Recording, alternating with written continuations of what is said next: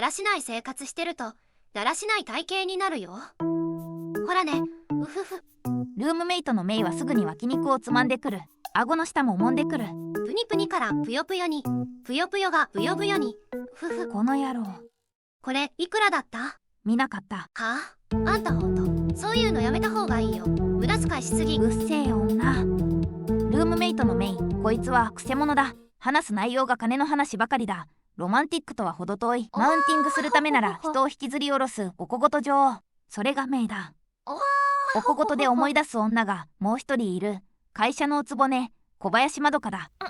それ明日に回すようにって、今日は先に他のをやるようにって。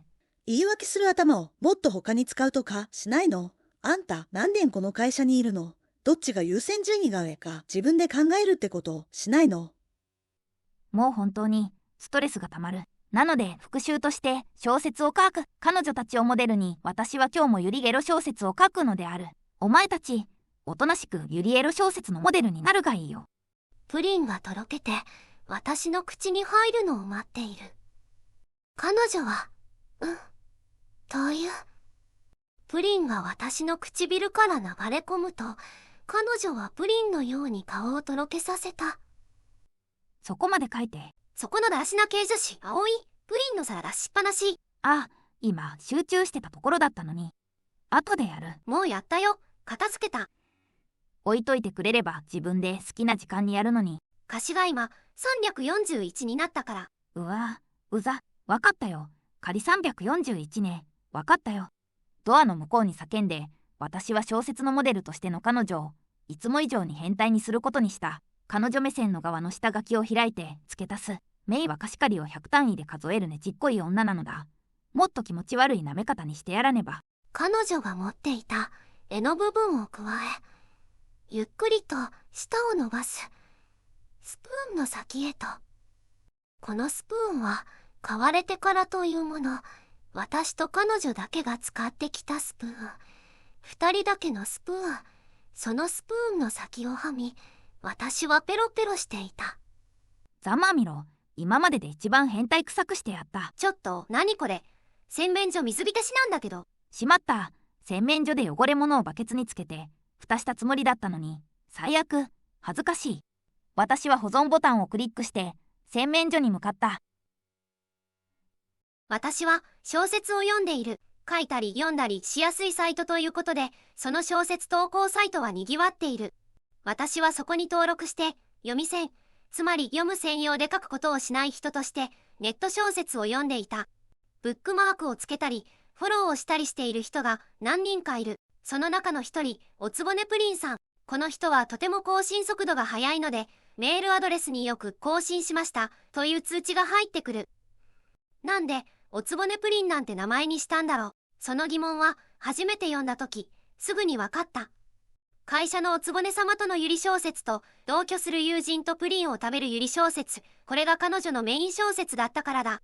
もともとゆりなのは分かっていた。検索画面でゆりと打って出てきたのだから、私の目を引きつけたのはキャッチコピーだった。一緒にプリンを食べよう。甘く苦しいとろけるプリンを。その下に小説の紹介文が書いてある。ルームメイトの唇がプリンを欲して甘く誘う。私のプリンは美味しい。スプーン一さじであなたとつながるなんて甘美なプリンの時間。ルームメイトにプリンを食べさせるゆりだと？